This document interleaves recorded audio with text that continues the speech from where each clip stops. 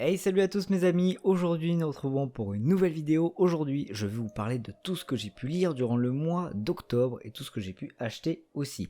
Alors il faut savoir que avant cette vidéo, j'avais déjà tourné la vidéo, mais bien évidemment j'ai eu un problème avec ce petit micro. Je sais pas si je l'avais mal branché ou si je l'avais mis trop loin de moi. Bref, il a mal capté le son, je sais pas ce qu'il m'a fait.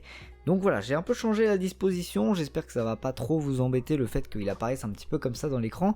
Mais j'avoue que ça m'a un peu saoulé le fait que j'ai eu un petit problème de son. Je pense que de toute façon, il y a déjà eu plein de couilles, tous les youtubeurs ont eu des problèmes un jour dans leur vie pour tourner des vidéos. Et j'avoue que quand t'as tourné 30 minutes de vidéo et que tu vois que le son a pas été bien enregistré, bah t'as un petit peu le seum, mais c'est pas grave. Aujourd'hui, je vais donc vous parler de manga et pas de mes problèmes de micro. Alors durant ce mois, j'ai essayé d'acheter et de lire des choses histoire de compléter des séries que j'avais commencées, car oui, j'ai commencé beaucoup de séries et pour la plupart je ne les ai pas terminées, donc voilà, j'ai décidé d'acheter des trucs qui me permettraient de terminer certaines séries que j'avais commencées et de les lire bien évidemment, mais j'ai aussi décidé d'acheter 2-3 trucs pour tout simplement des nouvelles séries, mais j'en ai pas acheté beaucoup. Donc cette fois-ci, vous allez voir que j'ai beaucoup progressé dans certaines séries, mais qu'il y a très peu de nouvelles choses en soi. Alors d'habitude dans ces vidéos là je ne vous parle que de ce que j'ai pu acheter et lire. D'habitude je ne vous parle pas des choses que je n'ai pas lues. Là j'ai quand même envie de vous parler de 2-3 trucs que j'ai achetés mais pas encore lus, tout simplement parce que ce sont soit des grosses séries, soit des trucs voilà, où j'ai acheté en fait des gros lots et du coup j'ai envie quand même de vous montrer. Donc la première chose, gros achat que j'ai fait, je vais vous le montrer. Attendez, je vais poser à côté.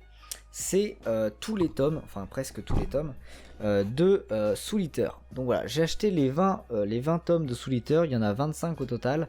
J'ai tout acheté d'occasion, il faut le savoir. Tout ce que vous allez voir là quasiment a été acheté d'occasion. Tous les Soul Eater là je les ai achetés d'occasion, ils étaient entre 2 et 3,50 le tome. Donc voilà, ça fait extrêmement plaisir, surtout que bon, ils sont quasiment neufs, hein, on va pas se cacher, ils sont quasiment neufs. Donc voilà, je les ai pas encore lus, je compte les lire durant ce mois-ci, durant le mois qui va arriver là, de novembre, donc je vous en parlerai dans la lecture manga de novembre bien évidemment. Mais voilà, j'avais quand même envie de vous dire que je les avais achetés, j'en parlerai en plus sûrement sur Instagram. Donc voilà, si vous voulez savoir mon avis, n'hésitez pas à attendre la vidéo ou à aller checker sur Instagram, j'en parlerai sûrement.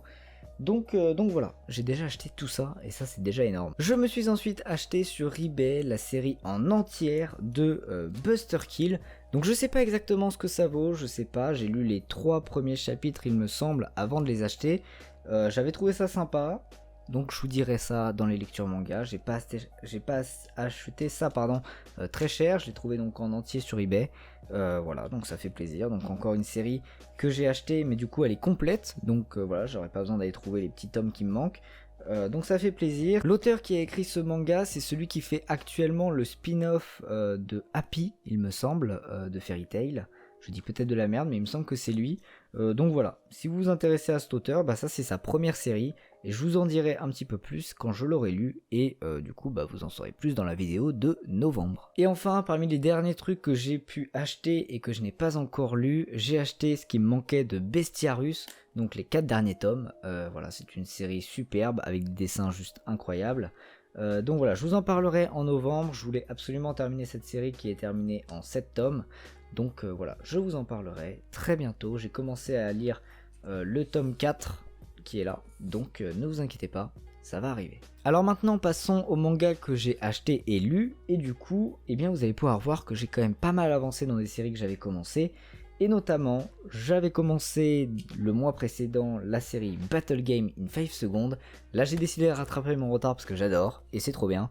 Voilà, donc j'ai lu le tome 2 à 8 de Battle Game in 5 Seconds. C'est un manga vraiment bien. Alors pour ceux qui n'ont pas vu ma vidéo précédente du mois précédent tout simplement, en gros de quoi ça parle? Ça nous parle de personnes qui vont être envoyées, on ne sait pas trop pourquoi, on ne sait pas trop comment, mais qui vont être envoyées par une société un peu étrange, dans un espèce de jeu. Enfin c'est pas un jeu, ils vont devoir faire des épreuves, où parfois ils vont devoir s'entretuer, parfois ils vont devoir survivre, et à chacun de ces personnes va être donné un pouvoir, mais c'est là que c'est bien, c'est que ces pouvoirs ils sont hyper originaux. D'habitude on a toujours le mec qui contrôle le feu, le mec qui contrôle la glace, le mec qui contrôle les plantes, bref on a tout le temps les mêmes pouvoirs qui reviennent dans tous les mangas, dans tous les shonen, c'est la même chose.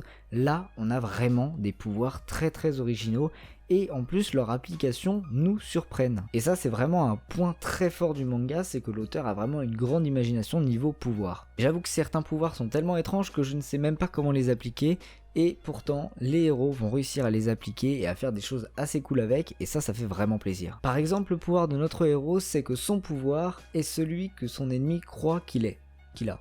Bon, c'est assez étrange, c'est assez compliqué, mais en gros, si l'ennemi pense qu'il contrôle le feu, eh bien il contrôlera le feu. Mais il faut que l'ennemi arrive à visualiser le fait qu'il contrôle le feu. Donc c'est assez compliqué, mais heureusement notre héros est très intelligent et il va donc trouver des petites astuces, des petits subterfuges pour pouvoir utiliser son pouvoir à bon escient et pour pouvoir tout simplement l'utiliser dans les moments dont il a besoin. Et c'est là un autre gros point fort du manga, c'est son personnage principal. Son héros est un personnage qui n'est pas fougueux, c'est un personnage qui n'est pas fonce dans le tas, c'est un mec très réfléchi. C'est un personnage dont les actions sont réfléchies, il ne fait pas quelque chose pour rien, il sait exactement à quoi servent chacune de ses actions et d'ailleurs par moments, ça nous surprend parce qu'on se rend compte que certaines actions qu'il a fait dans un certain tome, en fait on nous les explique dans le tome suivant. Ce qui nous montre bien que le héros pense vraiment à tout et ce qui nous montre aussi que l'auteur connaît bien ce qu'il va raconter dans son histoire, il sait où est-ce qu'il va, il sait comment il va y aller et ça c'est super cool. Donc même si le manga commence sur des bases un petit peu étranges, on s'y prend très vite au jeu et ça devient hyper intéressant. Les personnages eux-mêmes essaient de comprendre un petit peu ce qui se passe parce que eux-mêmes sont hyper troublés, donc c'est vraiment cool. Et voir notre personnage évoluer dans ce monde qui lui plaît un petit peu en fait finalement, il aime bien ça, cette espèce de jeu, il aimerait aller jusqu'au bout, ça nous donne envie de lire la suite, ça nous donne envie de suivre ses aventures.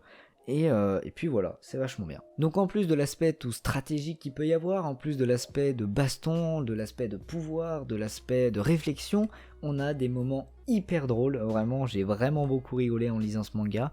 Les dessins sont bien faits, le découpage des pages nous permet justement de rire à certains moments parce qu'on est surpris en fait, et ça fait plaisir, donc voilà. Franchement si je peux vous recommander un manga, c'est celui-là, surtout en plus les tomes sont assez gros, donc on a vraiment pas mal de lecture, et ça c'est vachement cool. Alors je ne sais pas quand est-ce que sort le tome 9, mais en tout cas ce qui est sûr c'est que je le lirai et je vous en parlerai. Toujours dans l'optique de continuer des séries que j'avais commencé, là je me suis terminé la série La Mosca.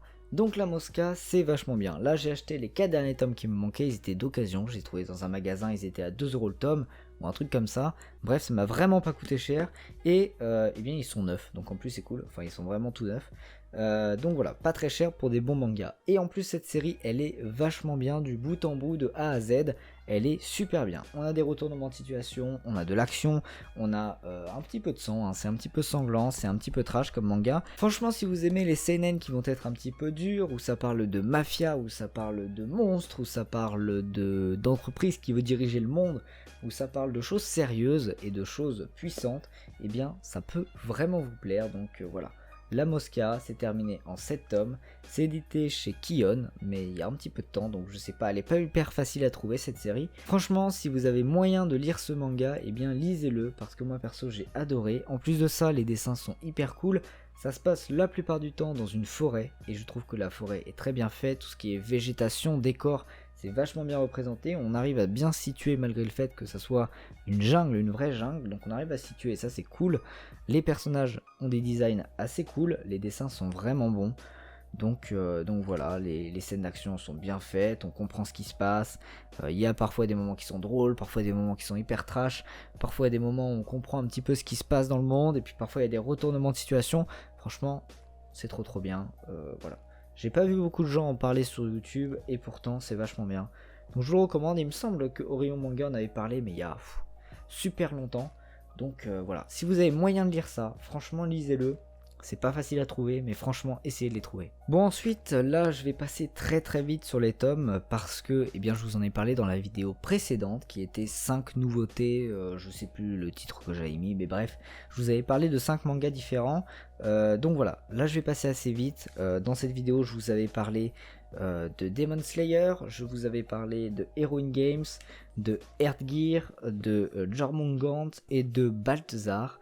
Donc je vais vous dire un petit peu mon avis sur cet homme, mais si vous voulez vraiment en savoir plus, un petit peu plus dans les détails, allez voir ma vidéo précédente. Alors Balzar, pourquoi je vous le recommande? Eh bien parce que c'est un récit réaliste, même si on ne sait pas vraiment si c'est très historique, puisqu'on ne sait même pas si c'est vraiment dans notre monde, même s'ils nous disent que c'est en Europe, mais bon c'est assez confus, on ne sait pas vraiment si c'est dans notre monde, mais en tout cas c'est un récit qui semble plutôt réaliste, avec des armes très bien dessinées, des costumes très bien dessinés, des décors très bien dessinés aussi, on arrive à comprendre dans quelle époque on est, et franchement ça c'est cool. On va donc suivre un personnage qui est officier et qui va être envoyé dans une école pour apprendre l'art de la guerre aux jeunes. L'école militaire dans laquelle il est envoyé est un petit peu en dessous niveau technologique et niveau technique, et du coup eh bien il va avoir un petit peu de mal à changer la donne, à changer la façon de penser de cette école.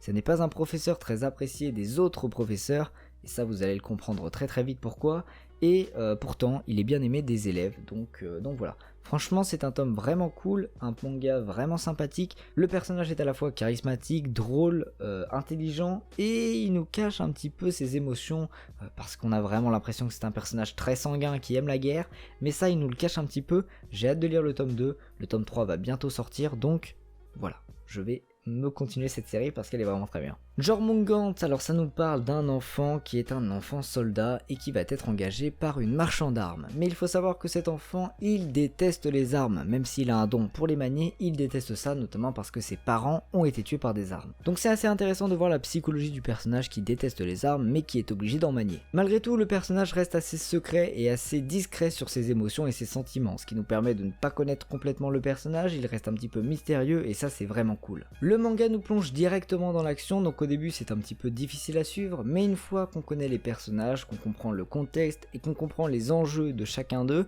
eh bien c'est beaucoup plus simple de comprendre l'histoire et du coup d'avancer, et là ça devient vraiment intéressant. Earthgear, c'est vraiment mon gros coup de cœur de ce mois-ci. Si vous devez acheter un manga, franchement achetez celui-là. C'est par l'auteur de Black Torch, donc déjà Black Torch j'avais adoré, surtout au niveau dessin. J'ai trouvé que c'était très bon, et Earthgear c'est complètement autre chose, on est dans un autre univers, c'est du post-apo, du SF post-apo, donc déjà le thème me parle de ouf, moi j'adore ça, je trouve ça trop bien. Donc là ça va surtout nous parler robotique, ça va nous parler fin du monde, ça va nous parler, voilà, ça va nous parler de plein de choses, et franchement c'est hyper bien, il y a des moments très sympathiques, des moments où c'est très mignon, c'est très enfantin, et par moments c'est vraiment très dur, et par moments il y a aussi des prises de conscience des personnages. Donc voilà, c'est vraiment super cool. Pour un premier tome, j'ai vraiment adoré. L'histoire est cool, les dessins sont au top, il y a des super pages doubles, les actions, les combats sont hyper bien faits.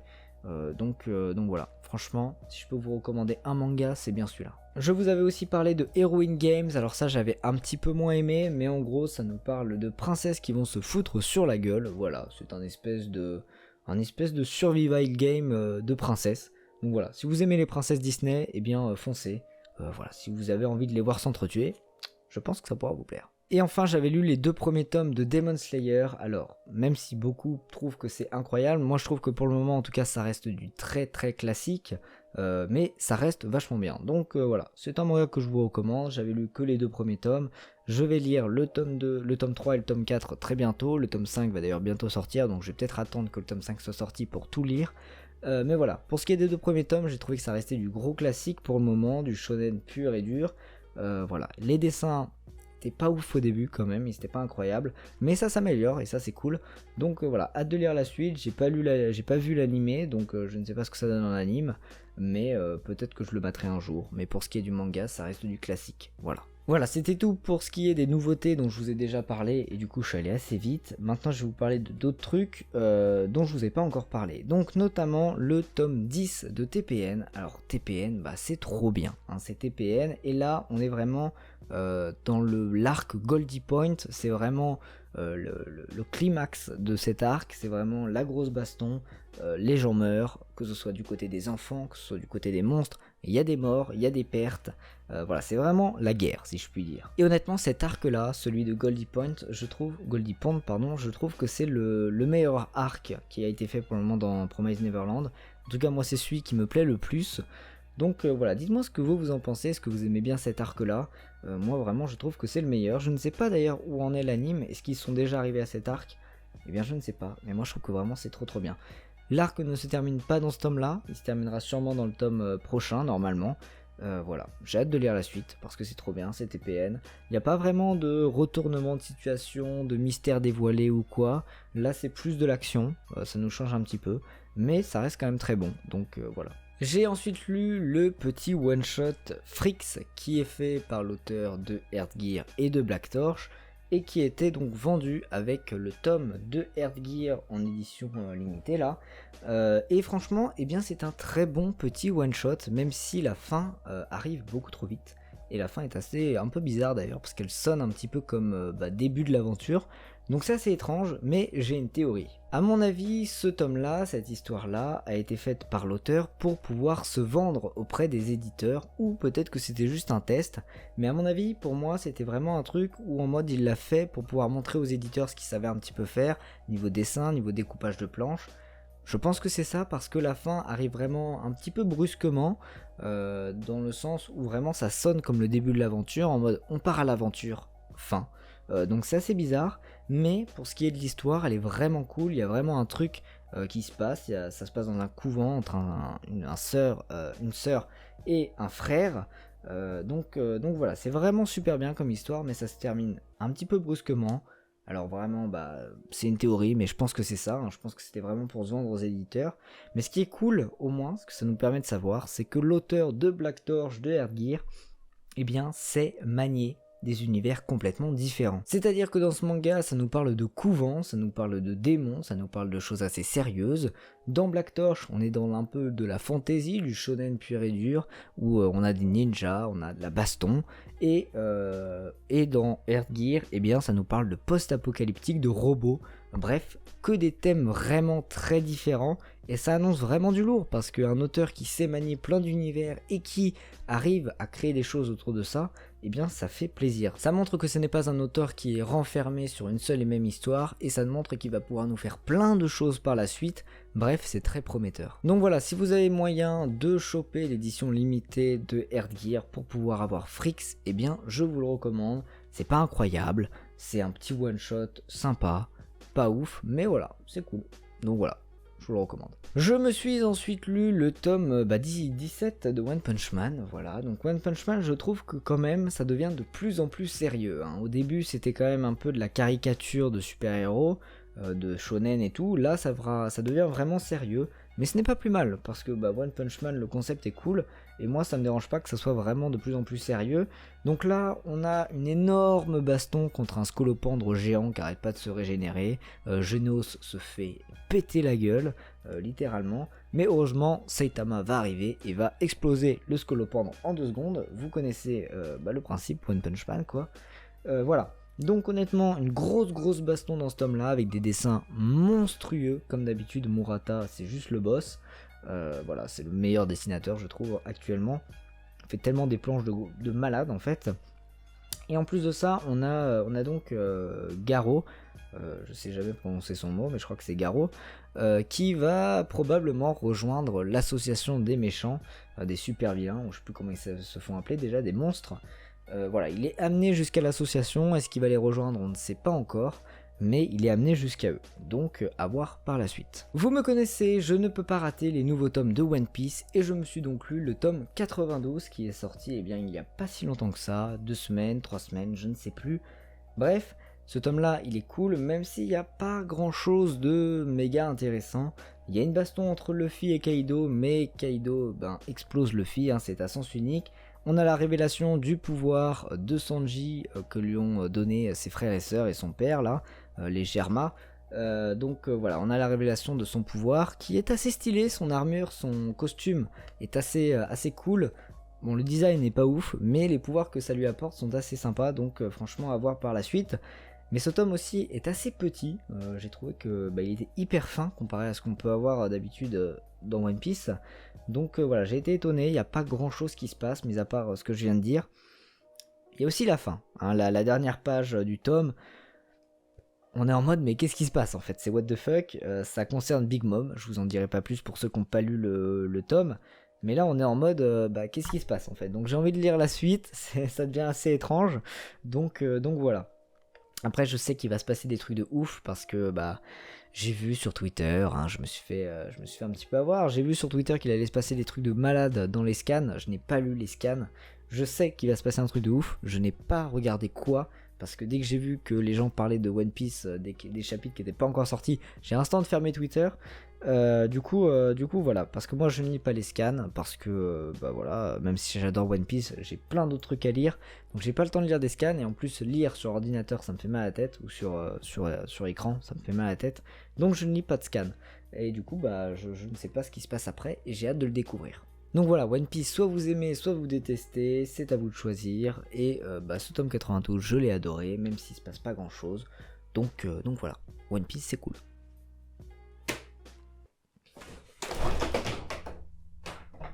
Ah, j'ai tout fait tomber. Et enfin, le dernier tome que j'ai pu lire, c'est un tome un petit peu spécial, voilà. Parce que ça nous parle d'un personnage qui n'est pas du tout japonais, hein. Ce manga, c'est Batman Ninja. Ouais. Alors vous le savez ou vous le savez peut-être pas, mais il y a pas longtemps, c'était les 80 ans de Batman. Ça fait 80 ans que ce personnage a été inventé et dessiné pour la première fois, et en cette occasion, Kana a décidé d'éditer Batman Ninja.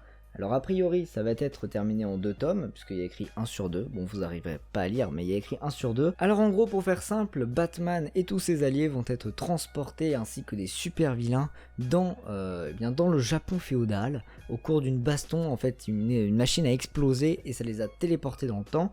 Ils se retrouvent donc dans le Japon féodal, et de là, eh bien, va se passer plein de choses. Déjà, il faut savoir que Batman arrive bien en retard par rapport aux autres, 2 ou 3 ans après. Donc il arrive un petit peu en mode qu'est-ce qui se passe, tout le monde est déjà ultra bien installé, les méchants ont réussi à régner sur la pègre un petit peu, donc voilà, c'est déjà le bordel quand il arrive, et du coup il va devoir libérer les citoyens japonais du joug un petit peu de ces grands vilains qu'on connaît tous. Alors c'est assez sympathique dans le sens où du coup on retrouve un petit peu des héros et des super vilains dans le style féodal un petit peu japonais, et ça du coup ça c'est plutôt sympa, voilà, c'est plutôt cool. Mais après, niveau histoire, c'est pas incroyable du tout. On n'est pas sur quelque chose de foufou, on n'est pas sur quelque chose de dingue, mais voilà, ça se laisse lire, donc pourquoi pas. Je pense que ce manga est plus un hommage au personnage qu'est Batman, plus qu'un réel manga, parce que voilà, c'est pas non plus dingue, mais voilà, ça fait une petite histoire originale pour Batman, donc pourquoi pas. Après, j'ai trouvé ça assez étrange, le style qui mélange le comics et le manga. Niveau dessin, je veux parler, les dessins sont assez spéciaux en fait. Alors, ça peut plaire, ça peut ne pas plaire. Moi, je trouve que ça va, tu vois, ça, j'ai pas eu de problème pour le lire. Mais c'est vrai que ça fait un petit peu bizarre au début, c'est assez étrange, avec des traits très marqués, très noirs, très foncés. Donc voilà, c'est vraiment un mélange entre comics et manga. C'est assez spécial, mais pourquoi pas. Je sais qu'il y a un autre manga qui parle de Batman, je ne sais pas si c'est bien, je ne l'ai pas lu, je ne sais même plus le nom de ce manga exactement. Mais voilà, du coup moi je me suis lu ça, Batman Ninja, pourquoi pas. Donc vu que c'est fini en 2 tomes, eh bien je lirai le tome 2, je vous dirai ce que j'en ai pensé au final de la série complète. Mais voilà, c'est pas incroyable, mais si vous adorez Batman, bah vous allez aimer. Si vous adorez les comics, vous allez peut-être aimer. Donc voilà. Dites-moi ce que vous en avez pensé si vous l'avez lu, c'est pas formidable personnellement j'ai trouvé, mais ça reste sympathique et ça se laisse lire. Voilà. Donc si vous l'avez lu, n'hésitez pas à me dire dans les commentaires ce que vous en avez pensé. Sur ce mes amis, c'est la fin de cette vidéo, j'espère qu'elle vous aura plu, j'espère que vous allez bien, je ne vous ai pas demandé, j'espère que vous allez bien. Voilà, j'espère que cette vidéo vous aura plu, j'espère qu'elle n'a pas été trop longue, parce que j'arrive pas à avoir le temps sur la caméra, elle est trop loin de moi, mais j'espère quand même qu'elle aura pas été trop longue, parce que voilà, une vidéo trop longue c'est un petit peu chiant. Malgré tout, j'espère qu'elle vous aura plu. N'hésitez pas à me rejoindre sur les différents réseaux sociaux, vous connaissez la chanson. Twitter, je suis pas de ouf actif, mais j'essaie de m'activer un peu plus. Instagram, j'essaie de poster un maximum de reviews de manga.